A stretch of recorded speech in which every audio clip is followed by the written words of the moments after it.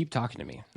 So basically what you were saying was, like at you're working out and like you hit your reps and you're like all tired and like now is when you're actually going to put on muscle if you like keep going. It's really interesting because like I was listening to a different podcast this morning and they were like the 10,000 hour rule is like when you're just getting started. Like if you hit 10,000 hours in something, it's like now you can finally like grow it as opposed to like dabbling in it. And I was like, oh dang, that's really good. But Yeah. what I want to do is I want to like lay of the land with you really quick if that's cool because I know that like we need a little bit of structure. Otherwise, you and I are gonna like go Dude, until your yeah, time, and I'll be like, no, I'm gonna cancel all of my calls. I won't see my wife tomorrow morning, and we'll probably still keep talking. So yeah, it'll be very. We'll keep talking exactly. Yes. So, good for you, man. Let's set the table first. Good idea. so what I want to do is I actually want to give you like a little lens to see our conversation today, and it's the podcast intro. But like dude, I have like an audio clip for the intro. Like I literally am telling you that like this is brand freaking new right now. So I want to tell you the podcast intro so that you kind of get a lens of like, okay, when we have these like discussions and conversations today, it's like this is why we're doing it, like what we're doing. So this is the Better Humans podcast, and it's a show where we discuss all the different ways that we are going out and we're impacting lives at a large scale or at a small scale through entrepreneurship and business. So for me, and what I believe is that entrepreneurship is the mechanism for our personal growth and change, and then business is how we reach out and help others. Mutual benefit is a must, and transformation is the key to unlocking it all.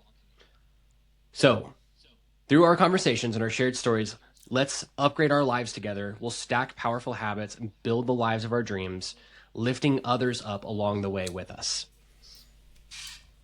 That's the podcast, right? Dude, Let's go. I loved doing that. And like, I recorded that voiceover at like 3:00 in the morning because I was like, I need the house dead silent, no crying babies, no barking dogs, no nothing. And I did that, and I was like, nailed it. Boom. That is it. That's the essence of what I'm trying to get a message out around today. And I was like, I passed you in the hallway at FHL, and I was like, oh, dude, of course, like, Dave, like, why didn't I think about reaching out to him in the first place? But like, we just haven't been in each other's circle for a while. And so I was like, Dave, like, I gotta go talk to him. Like, he's an impact master. So yeah. So Dave, how are you? I'm good. I love I love these live events because you can connect with people online. Well, the interesting thing with like the online stuff, like on Facebook or something, it's like if we're going there in terms of like impact, right? It's like you don't know, like the ripple effect you have on people is just through the stinking roof, and you don't know it unless people tell you, or usually with the ripple, it's like someone tells you of someone or someone, you know what I mean? That would just kind of goes, and so cool because I've seen your posts, and I've always. I'm not sure if sometimes I heart it or something, or it's like let's go or something, but it's not. But those things actually stack up, and it's so cool, like then to see somebody in like physical form, and you have like a thought about because we're always like have like perceptions or judgments or whatever, even if it's a fraction, like even if it's like not even a conscious like thing, it's just like, and I was like, dang man, like you're like more positive and excited and enthused in real life than even your posts are. Your posts have always been pretty positive and optimistic. And then I found out that like you were sick. It's like right, like weren't you under the weather or something? I feel like you told me that you were just maybe just overtired or something. No, okay, so this was the last Funnel Hacking Live, right? And so I made a conscious decision. So this year, instead of like going to like work the event or like play low ball or anything like that, I was like, I'm going all out. It's the last Funnel Hacking Live, and I've been a part of every single one of them since the beginning, except for one, because my 1.5-year-old was being born, right? So it's like, okay, well, gotta be there for the birth of my first kid, right? So I've been to all of them, and I see the radical transformation and like the insane impact that happens in every single funnel hacking life. And I'm like, I'm going, I'm playing all out. I don't care what happens. If I get sick, Yeah. take drugs. If I Yeah. get Right. tired, I don't know, Tony Robbins myself out. I literally thought about all the Mm, times that I had heard Tony Robbins speak, and I was like, tiredness is literally just like an attitude, and sickness is literally just an excuse. I will do anything to make sure that I get the most out of this experience. And so you caught that like as a ripple effect. You're like, man, like he's super positive and he's super energy. Oh crap, he's like he doesn't feel good. So, like he's doing this even though he doesn't feel. It's like yes, because I consciously decided that I'm giving it a yeah. 1000%. Yeah, it was awesome, and I love I've been to every FHL except for the first one. So I went to the second one Yeah, and then all the other ones, and I was pretty good with my state because flying like just with jet lag and stuff like that. I was pretty mindful, so like I behaved at least most of the nights and like actually went to bed at like a decent hour and got some good sleep. But like I forget, it might have been I think when Tony was in maybe Nashville one year, like I was so tired. I was like literally like not a, like I was done, and literally over the several hours that he was on, I went from completely done, no energy to as if someone shot me with 10,000 cups of coffee or whatever, whatever. It was crazy. And I'm like, man, how do we, it's always a hard to like bring that back home. You know what I mean? Because for sure, like it's such a good reminder of state, and so like working out or right. running or walking, getting its air. But like a part of that state though is being in a room with like thousands of other people that as diverse as they are, because it's like a pretty cool mix of like different backgrounds, ethnicities, businesses, backstories, but all aligned of like I don't know. I probably to your point, like wanting to leave this world a better place, wanting to have an impact on other humans, and grow through personal development, essentially. And so that's the part that's hard to like bring back. I mean, it definitely would not. We take like 20 airplanes or something, right? Like maybe Yeah, more. So that's like the hard part. Whenever I leave those events, I'm like like which is a little bittersweet because you're right, it is the last one, but not the last of live events. Anyhow, so yes, I'm really happy yeah, that we connected, and then when you reached out to for us to chat more about things, I was like, yeah, and like 5 days later, here we are. dude. Yes. Okay. So outside of the last FHL, I think 'cause probably the last time you and I really had like some good conversations might have been like 6 or 7 years ago. It's actually been a while since you and I were like running around in the same circles. And so I actually just want to like catch up with you a little bit and see, okay, like what's been going on over the last like 6 or 7 years, like in your world. And I mean, like, I caught word that like you've moved and like you're living in a whole new country now. And I was like looking around and like, dude, he's got all these like projects and these partnerships and these businesses. I'm like, man, I'm missing out on like so much of Dave's life, and I feel like I just want to catch up. And I want to hear it straight from you though. I don't want, I could go catch up somewhere else, but like I want to hear from you. Like, what's been going on? Sure. So the biggest move, like personally, like our family moves from Los Angeles to Israel. So my wife is Israeli. She grew up here, and I'm from New York originally. And we started having children, and those things. I mean, dude, Did you have your business is. children before or after you moved? We had two. We have three. I have three amazing daughters, two, 6, and 8. And so my 6 and 8-year-old were born in Los Angeles, and my 2-year-old was born here in Israel. Okay. Um, and business and making money and entrepreneurship is so stinking easy when compared to parenting.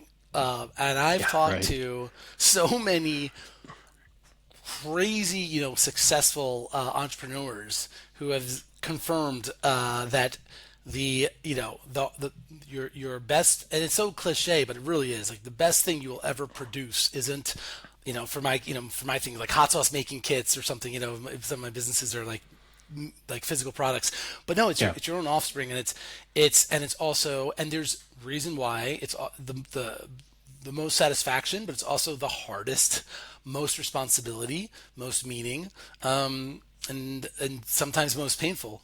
We were both chatting that both of our kids were, were up sick last night. So like, it's wild. It's I such don't a want to get good too personal growth. descriptive, but I Yeah, heard that there was like a pasta sauce incident or something like that. yeah, all over the place. Just yes, yeah. Man. Well, yeah. Definitely want Oh, someone to lose their that lives sounds a listening to lot this, but worse yes. than so our little baby James, he caught what I had out at Funnel Hacking Live, and dude, I made a post about this. I was like, it should be illegal for kids under 5 to get sick because I've never seen someone more pitiful, just sad. It's just like you could just see his like pure sadness on his face. He's like, why is it? And he doesn't understand why he feels bad. He just knows it, and he's just like arms up, like I just need to be held all the time. He's clung on to mom. He's clung on to me. So he's literally on our bodies 24/7. So yeah, it was just, dude, it was really pitiful. I hated it. Yeah, it's rough, man. And it's definitely also a very humbling experience being a parent, especially when you are, maybe have a certain success or milestone in business. To your kids will definitely give you insights and your holes or areas of opportunities of improvements. Let's say Opportunities, yeah. areas of awareness for sure. Yeah. Yeah, dude. So anyway, so after our second child, we decided to get a little bit more support, and it was either going to be moving back to New York with my family or moving to Israel with my wife's near my wife's family, and we thought we'd have an adventure, and so we've been here in Tel Aviv, Israel, for about a little over 4 years now, Wow. which is a whole adventure for myself because I visited Israel several times, but I never lived here, and so it's been But it's you been you it's don't been have any cool. family out in Israel? No, I mean all on my wife's side. So Okay, gotcha. yeah, and obviously navigating through unfortunate things that's been aspiring the last couple of years or forever with terrorism and the war and things like that. Yeah. Definitely brought in another layer of things. So that's probably the biggest one. And then we had our third child 2 years ago here. So honestly, the biggest change is definitely since probably the last time we chatted. I think I probably had my one daughter, probably because I'm assuming we met at FHL, probably when you were probably staff or something, and I was probably either speaking or also on Um, staff. Or Man, I kind of remember something like out in Boise. oh yeah, okay, maybe Yeah, like that. mastermind.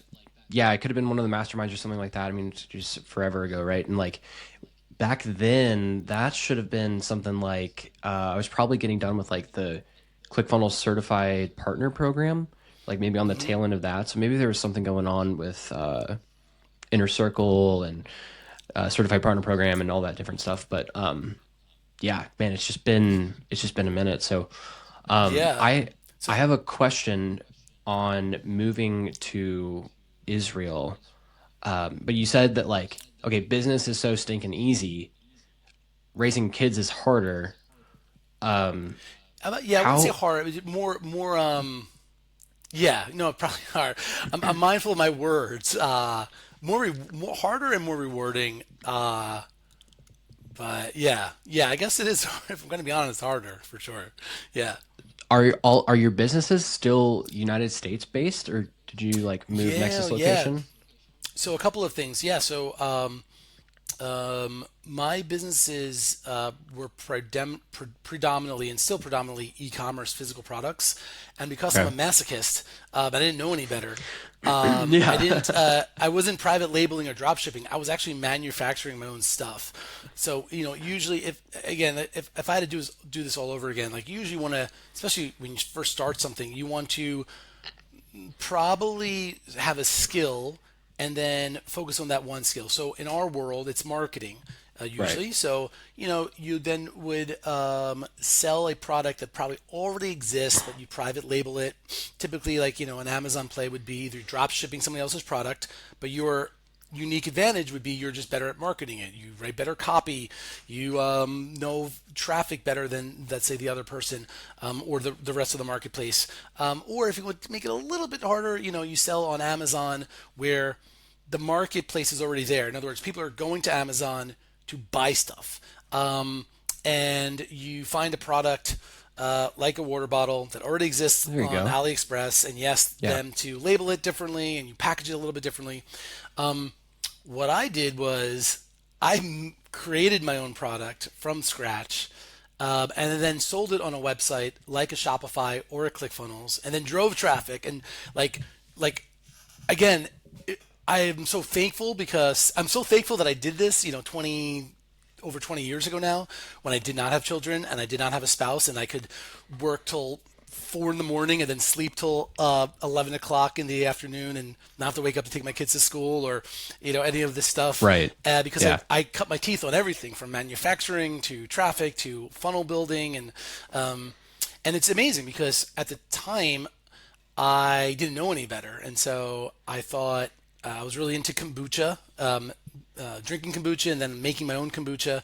I was making my own beer at the time, so just a quick backstory: I got really into brewing stuff, and then I was like, "Cool, fermenting kombucha is very similar to fermenting beer. It's a little bit easier Right. actually." I was on acid reflux, had all this like problems with my digestion. Part of this, in hindsight, was because I was working for JP Morgan as an investment banker in New York. And so I'm sure a lot of that digestion issues came from eating Right. crappy food, working 14 hours a day, like not sleeping well. And then I moved to California to do the entrepreneurial thing. And so maybe that had a lot to do with it. But the other piece was start drinking kombucha, and my acid reflux went away, and just got obsessed with it. So I was obsessed with this product, but at the same time I was learning marketing, and my big switch was I consider myself a marketer first who happens to be selling kombucha, Right. versus my competitors at the time were like people who were making kombucha, and they just were just selling it, just happened to sell it online, but they weren't putting the passion or desire to learn how to sell the thing. And I think that little distinction allowed me to kind of like, So they probably went out and they did a bunch of stuff that's like product focused. It's like we've got the best kombucha, it's the best ingredient, blah blah blah, but it doesn't actually kind of like appeal yep, to what the people want the kombucha for. Am I barking up the right tree here? yeah, and I don't even know if it was that. I think they were just upset, like me. They had a passion for their own thing, and then they just said, "Okay, well, let me just put up a website." Like, I mean, because you've been in this for a bit, like way back, and I'm older than you, but like people, like local businesses, thought having a website was a waste of time. Like, why do we have a? We're not even selling things online. Why would we have an online website? And then there was this big like you have these like early adopters, and then everyone comes. There was a Yeah. time where like nobody. My mom was like, "Why am I going to use a microwave oven? Like this is what, like I have a stove." Now she's using the microwave oven like for everything. Like like And now the new thing is air fryers, right? It's like air fryers. tiny, Yeah, so it's tiny just like convection oven. yeah. Yeah. Yep. And so, it's just how the market moves. And so I don't think they were any, like, I think we both were like really into our products, but I think they undervalue this idea of marketing and copy, and like, like they're like, oh, I have this product, I'm putting it on my website. I posted on Craigslist because at the time, there wasn't Facebook ads. Like this was so many years ago. This is before Facebook ads and stuff, and they just thought if somebody's going to buy, they see it and they're going to buy it. And I just started geeking out. But part of the reason was I drove cross country from New York to California when I wanted to move out there, Right. and they had these things called what were they? iPods. Remember those things? Yeah. This is like before, yeah. This is before a smarphone, right? So this is I'm not before like that this young. came out. Yeah. I don't know, man. They had these things called record players. I own I one. drove, I drove with a record player. Yeah, so I had an Because iPod. they became cool again. I mean, it's really my wife's. My Oh, wife has okay. the cool ones, but yeah, of course, I had an iPod. Yeah. Okay. Well, this was like revolutionary at the time. And, full disclosure, there was also something called torrents, where you could, Hmm. at the time, it was You could allegedly get music for free. free. Yeah. And Yeah. so while everybody was downloading free music albums, I was downloading free Dan Kennedy cassettes, There you and go. possibly some Russell Brunson stuff. Russell talked Right. about he interviewed a guy who sold supplements, and I listened to that. Man, that was one of the first things. That one I did buy because I remember his video upsell, and I called him out on it because he used scarcity and urgency on the upsell. Like, hey, I printed up. I only have like 40 of these copies of this printed thing, and I'm thinking to myself, just print more, like Kinkos. Right. Like, what Right. but nobody, I guess, like thought like he could just print more. So I called him out on that actually. But yeah, so I had like 3.5 weeks of like listening to like every Dan Kennedy, every like John Carlton, every marketing thing. And when I landed in California, I just got so into e-commerce matched with this like direct response marketing. Hmm. And I had two choices. I could spend 100 grand to go back get an MBA, or I could put $300 down on my credit card and learn by doing. And I decided to start selling my kombucha stuff just by, and the goal wasn't to make a bunch of money. The goal was just to get a learning. And Yeah, so, like even if it doesn't work, I feel like the loss of $300 is like, well, bummer. All right, where's that form? Let me go sign up and go get that MBA. Or try it.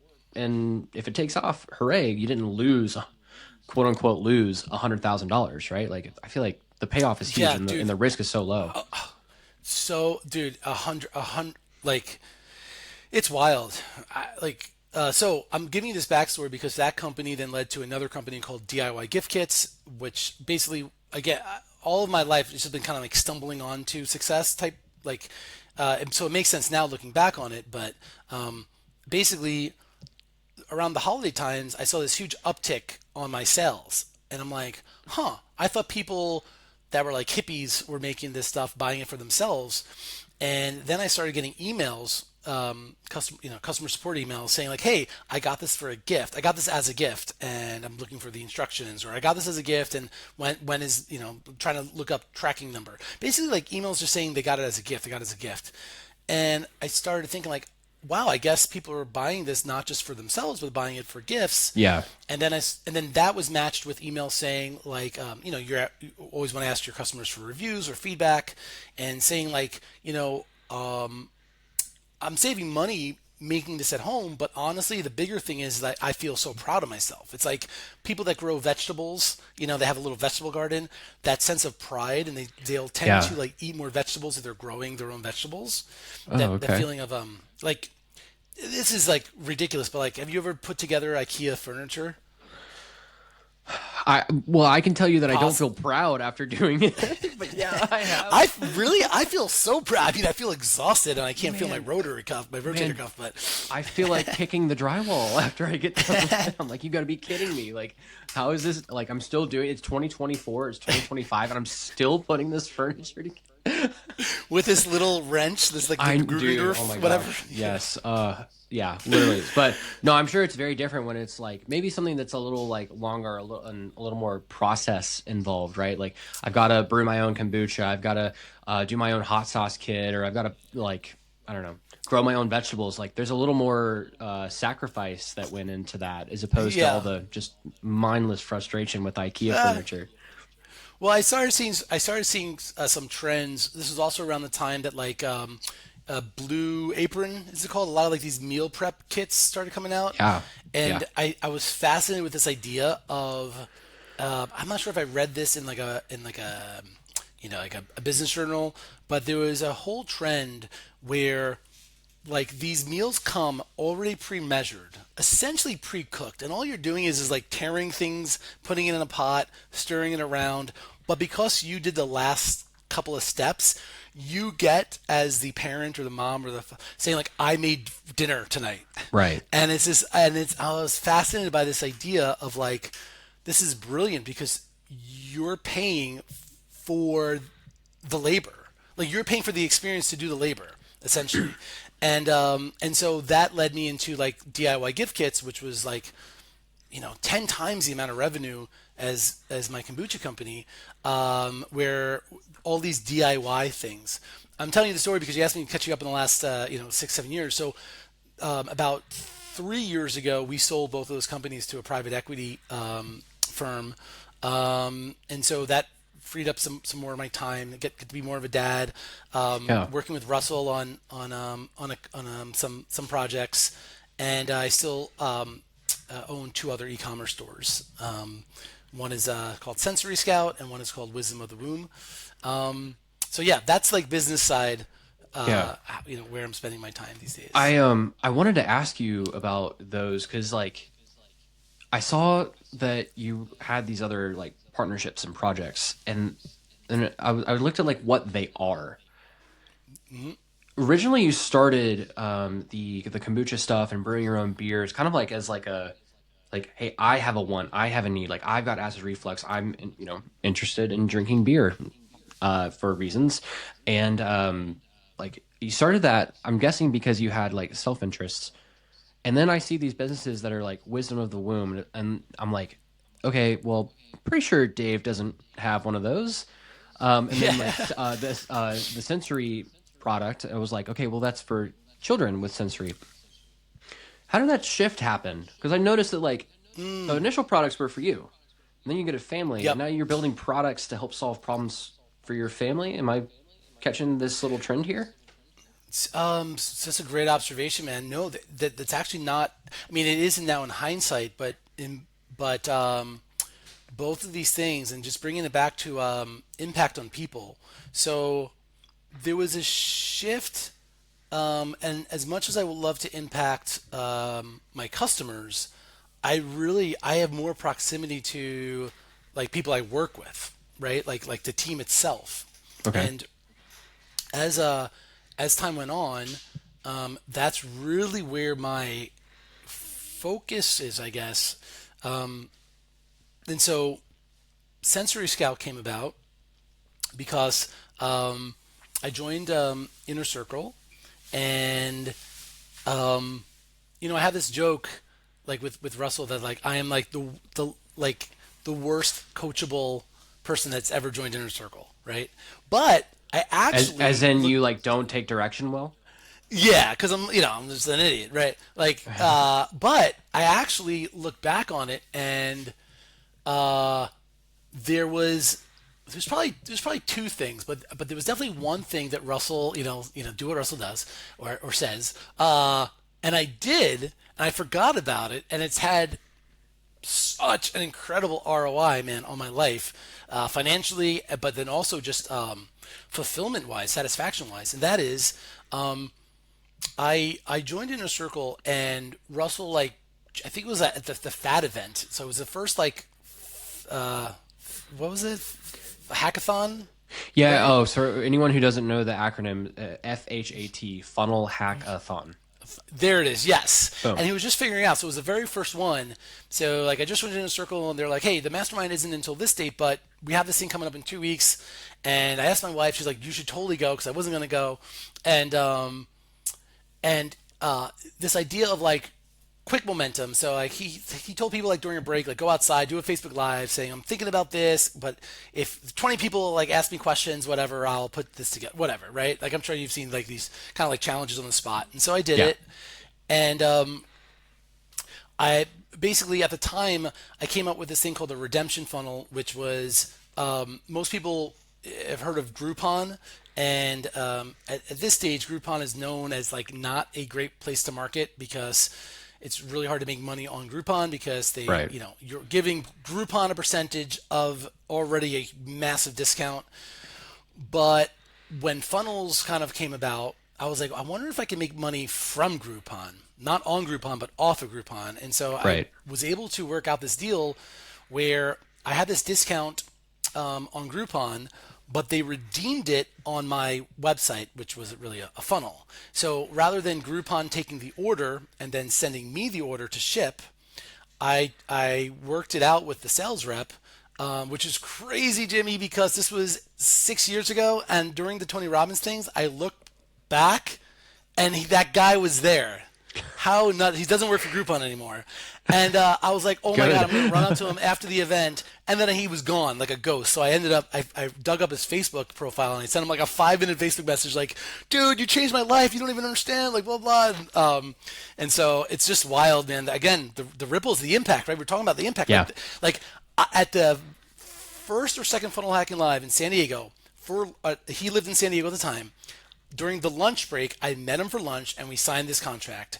And the only thing I asked him to do is like, hey, instead of Groupon taking the order, can you just tell Groupon, like normally how it works, right? You get like a 50% off your restaurant. Well, you go to the restaurant to redeem it, right?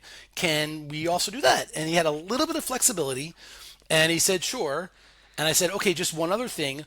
Can they cover the shipping and handling costs? And the shipping and handling costs, they'll just pay on my website. You know where this is going, right? Because your funnel bills are a Yep. little Yep. kind of a free. So I pretty much got paid for Groupon to send traffic to a free plus shipping offer. And Dude. then once it was crazy at the time. And so I shared this with Russell. He's like, what? And I had this thing like, how Amazon and Groupon pay me to steal their customers. That was like the headline. And I did this beta test, for 10 people that want me to teach it live. And this guy named Benzion reached out. He was one of the 10 people. At this point, I was already kind of giving as much value as I could in Facebook groups. Ryan Dice had a Facebook group called Digital Marketer, and there was a lot of like people in the info space, not a lot of people in the physical product space Right. that were really into like funnels and upsells and order bombs and copy and all this stuff. And so, I mean, for sure, Trey was a huge like guy, still is, but like in terms of like Basically a people that were like, pioneer, you know? yeah.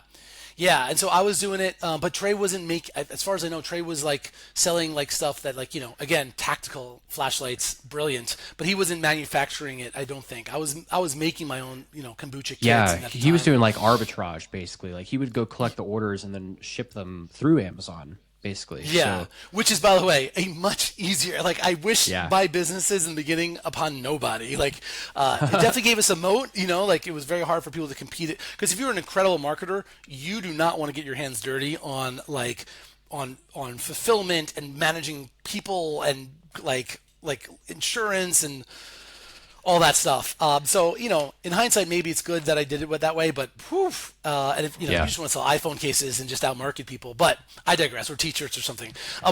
And so so this guy reached out to me, and we just hit it off right away. It turned out that he was in Santa Barbara, which at the time I was living in Los Angeles. So like this guy could have been anywhere in the world. And it Right. turned out he was only about 2 hours away. So I shared this with Russell. I'm like, this guy, like, oh, and he gave me his last dollar. Like he was working at the YMCA and he had no money. He wanted to join my thing. He said like he can't afford it. I said okay, like no problem. And then he told me this. He's in a class. He's not listening he's not listening to the professor. He's just looking at his phone, just like scrolling. And boom, he said he got like a message that his 2 week paycheck just came in, and he's like, I took my 2 week paycheck, came into my account, and then I gave it to Dave. And like I had like a existential crisis. I was like, I can't take someone's like money. And I told Russell, and Russell was like, do not deprive people because you hear what's crazy because I used to be very, and again, like everybody has their own threshold of risk reward. But how many times have you heard these stories? Whether it's Hermosi, sleeping in his gym, or Right. Russell, where Colette is like essentially paying for the bills for a period of time. Bankrolling the And operation. Yeah. bankroll, yeah. And so when he shared that with me, I said, okay, like great. And but it didn't give me a feeling of responsibility. And so, yeah, I guess I am coachable because Russell said that I asked him like, how can I get the best ROI? Because I could just tell this guy. There's certain people you meet where you're just like, this person's a winner. Like, by the way, it might not be this product, it might not be this business, but you're betting on the jockey, right? Not so much the Right. horse. Right. So he told me to go full immersion. Essentially, my wife was visiting her family, or would be visiting her family in Israel. So I'd have like essentially like 2 weeks or 10 days for myself. We didn't have kids at the time, and or maybe I don't think we had kids at the time. Or maybe she. Yeah, this is yeah. Wow, that's crazy. And I went to visit him in Santa Barbara. I slept there, I think, for 2 nights. and we just went full immersion on his business. Um, and it's amazing, dude. It's amazing like what you could get done when you are blinders on, absolute I focus. wholeheartedly agree. Absolutely. Wild, dude. And so I ended up becoming an equity partner in that business, and had lots of ups and downs, but we've since had, like, I think we've gotten four two comma clubs from the business, different funnels, And different this products. is the sensory business. Yeah, this is Sensory Scout. Gotcha. Yes, Sensory Scout. he got into serving this market because he was I think he was some martial arts. I think it was jiu-jitsu. He was teaching.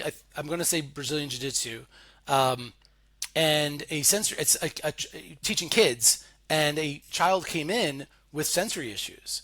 And if you know anything about that, like sensory and martial arts, you would think would be challenging, but he started doing certain things with the child, and to get crazy results of being more comfortable. And and then he, like, touch was a big thing. And so the first product was a sensory swing, and then that continued to evolve with weighted blankets and, Yeah. like dental stuff, and now that rolled into supplements.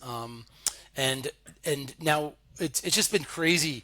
But my focus was actually less on the business and more about this person that I began to mentor, essentially. So yeah, we're business partners, but I've been mentoring him. Of I think I'm like 15 years older than him, of just like pretty much everything that I messed up on, so that he doesn't have to. There you go. And just been Don't wild. make your own products. Go get them from somewhere else. Yeah, well, yeah, dude, yeah. Which is funny because he started a second business with his dad, which is amazing.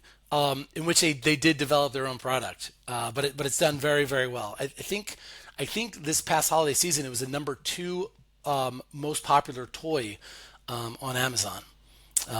So yeah, Dang. Are you wild, kidding? yeah, That's insane. pretty insane. And he did this, and his dad is a engineer, so they actually did develop their product, which is, Are dude, you at liberty to Jimmy, I say, like, never. can Yeah, you yeah, say I'm what so the proud product of is? him. Yeah, yeah, absolutely. It's called Loop Lasso. Do you know?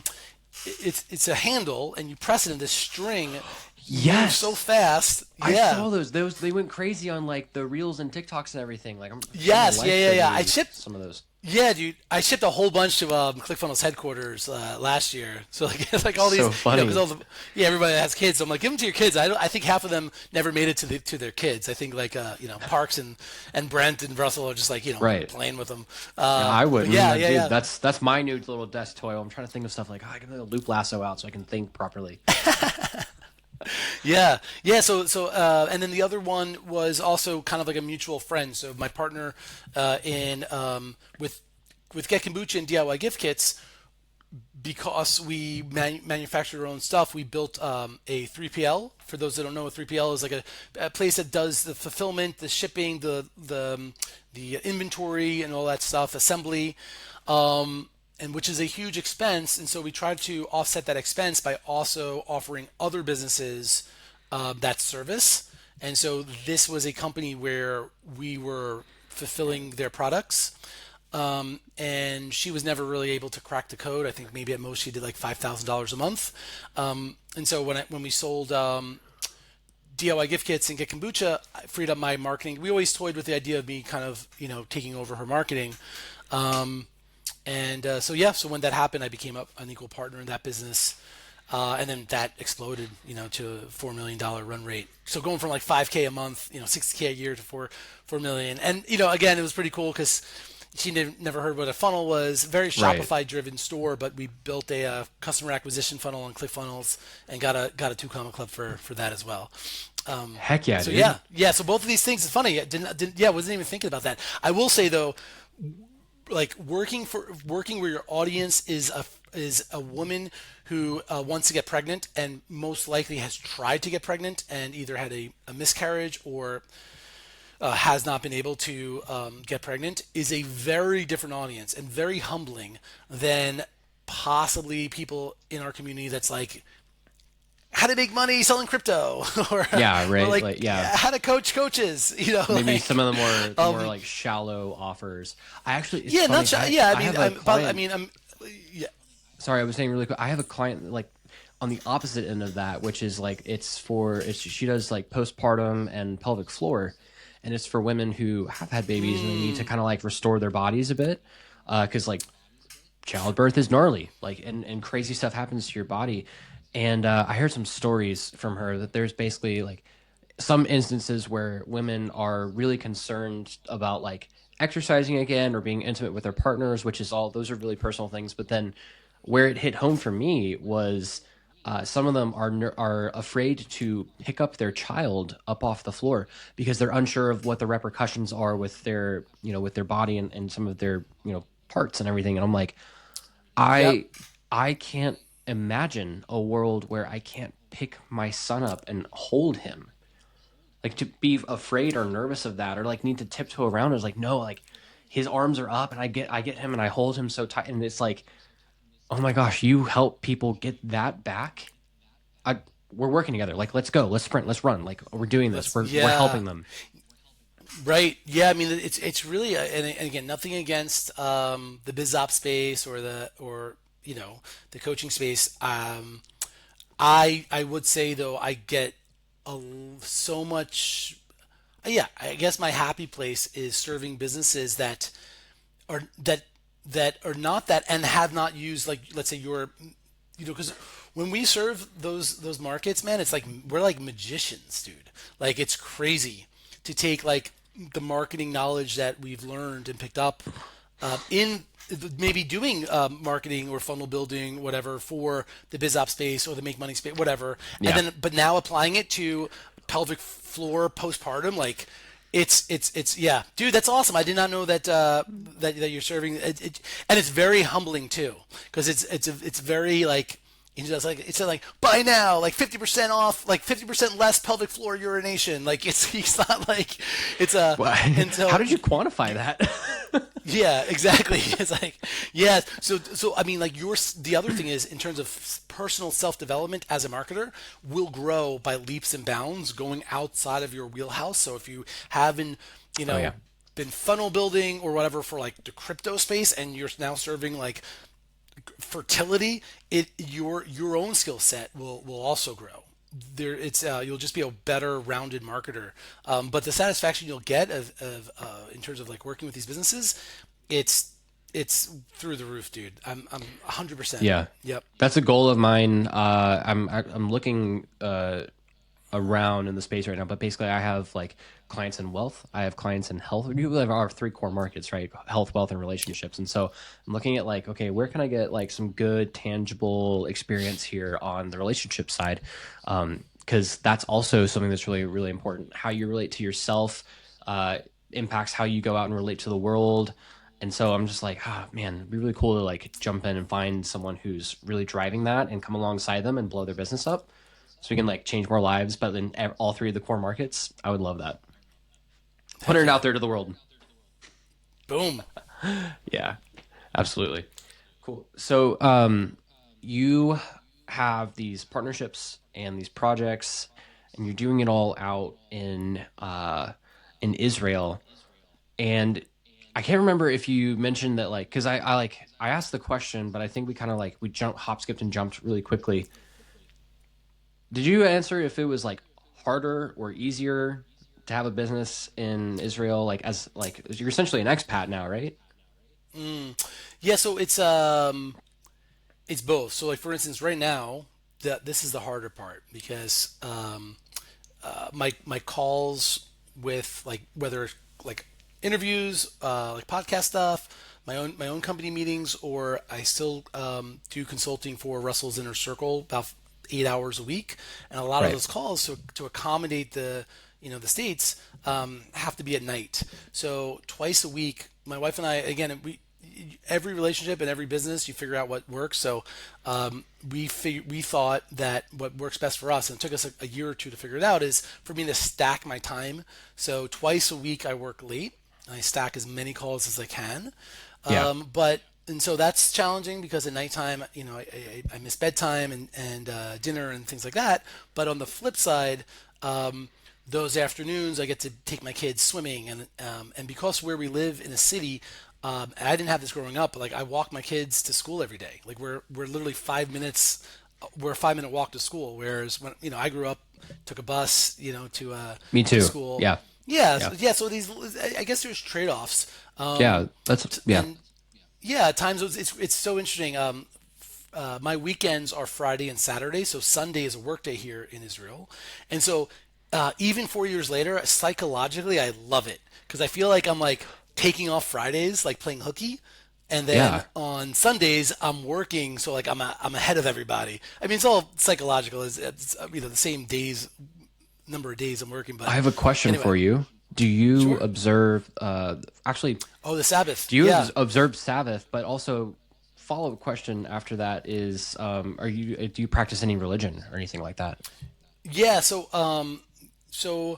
there was so yeah, so I'm Jewish. So my faith Okay. is a Judaism, and I'd say uh, being Jewish, I think, is both a religion and a culture.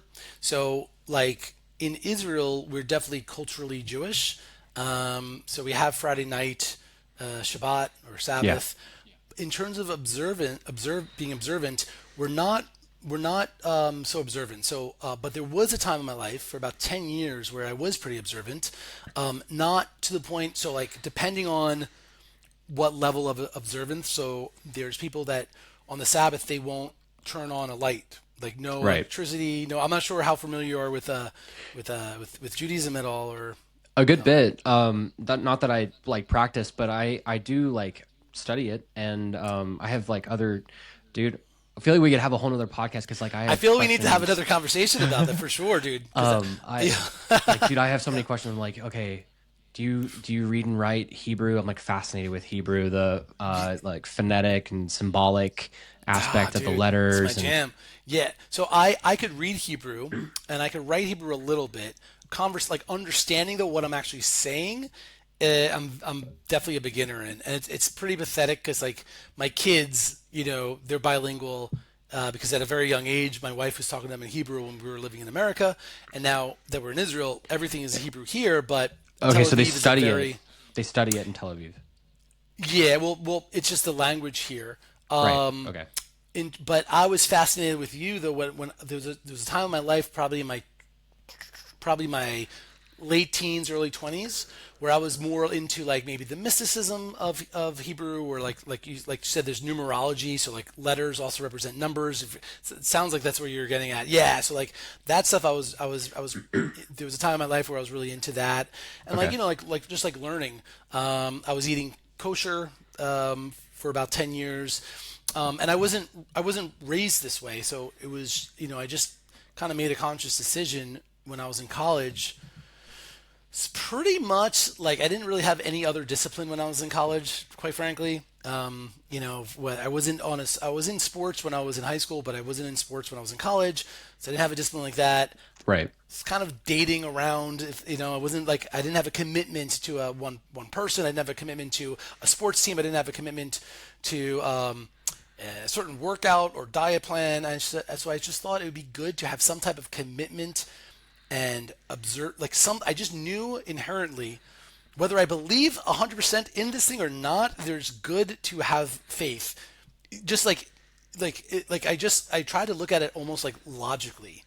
I almost had like a heart to heart with myself. Like if we're being be honest here, it's convenient to say, well, I don't know if God exists. I don't know this. So in that case, I'm going to, but I just knew myself that it would actually I would have a it'd be better for me like trying to view myself 10 years from now, talking to myself today as like a 19-year-old, that it would be good to have some type of one like thing that I would be disciplined on, that I would do regardless whether I felt like it or not. And that was a kind of keeping kosher and putting on a tefillin. If you know what that is like wrapping this leather thing around your arm and putting this box on your head and saying a prayer in the morning.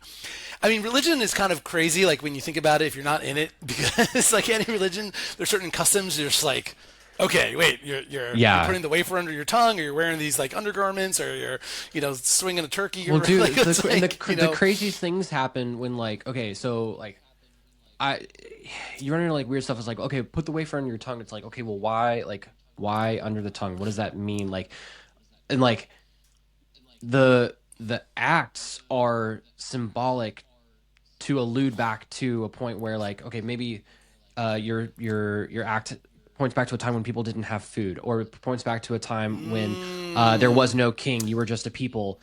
And like, dude, it's actually, my wife and I really Dude, appreciate stuff like that. We love symbolic acts and stuff like that, because it's not the act, it's the yeah, it's a remembrance. representation. Yeah, and rituals. Oh, bro. So we have to wind this down, but we should totally. I'm totally down to book another I session with you because I we feel should like we should geek out, but it should be an entire like religion podcast. Just kidding. Hey guys, how's it going? I'm going back and recording in post because unfortunately Dave's video and audio got cut off here at the end. This is a very typical thing that happens inside of the Riverside studio that we do all of our podcast recording in. It's kind of a bummer, but it's absolutely okay. We just wound down talking to each other about like a couple of quick rapid fire questions before Dave went on to go do some of his coaching that he does. Dave is such an amazing coach, and if you aren't connected with him yet, go follow him on Facebook, go friend him. It's facebook.com/Dave.Lindenbaum, Lindenbaum, and you'll see him on there. He's got this hilarious photo of him and his wife doing like a fake pregnancy announcement. Where, you know what, I won't spoil the surprise. Go friend him on Facebook, and go check out everything that he's got going on. This entire podcast was amazing. It was hilarious, and I loved where it was going. At the end, we're talking about religion and symbolism and all that kind of stuff. I'd love to have Dave on for a second episode, and obviously we're hinting and alluding to it here at the end. So if you loved the episode, give us a like, give us a follow, give us a subscribe. Literally, whatever platform this is on, there's usually something that's like, give this a thumbs up, or give this a subscribe, or give this a follow. So yeah, I love it. Thank you so much for tuning in. I appreciate it, and catch you on the next episode of the Better Humans podcast.